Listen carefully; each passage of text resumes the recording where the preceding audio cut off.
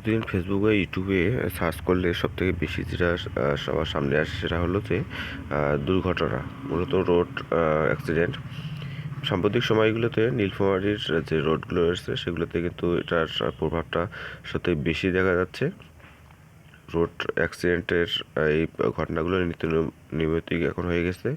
মানুষের সচেতনতা এবং ট্রাফিক ব্যবস্থা এই দুটো নিয়ে মূলত কথা এসেছে, কিন্তু সরজমিনে দেখা গেলে যেটা দেখা যায় যে মানুষের অসচেতনতা মূলক যে পদক্ষেপগুলো রয়েছে সেটাই মূলত বেশিরভাগ ঘটে। দেখুন, সরকার যত বড়ই এখানে পদক্ষেপ গ্রহণ করুক না কেন, আপনি আমি যদি এখানে সচেতন না হয় তাহলে কিন্তু কোনোভাবেই সেই সরকারের পদক্ষেপগুলো বাস্তবায়ন করা সম্ভব হবে না।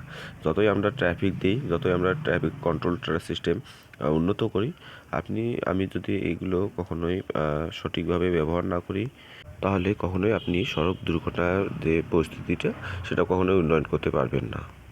স্ক্রিনে আপনারা দেখতে পাচ্ছেন কিছুদিন আগে ঘটে যাওয়া এক দুর্ঘটনায় এক ভাই মারা যায়। তার ছোট ভাই একটি পোস্ট দিয়েছেন, সেটি অনেক আবেগঘন পোস্ট।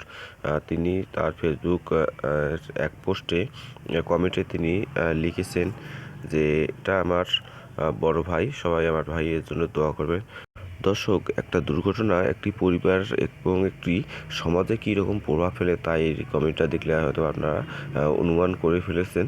তাই যারা গাড়ি চালান বা রাস্তায় চলাচল করেন এই জিনিসগুলো অবশ্যই মাথায় রাখবেন। দুর্ঘটনা আপনার একার কিন্তু প্রভাব পড়বে পুরো পরিবারের উপর, তাই সচেতন থাকুন।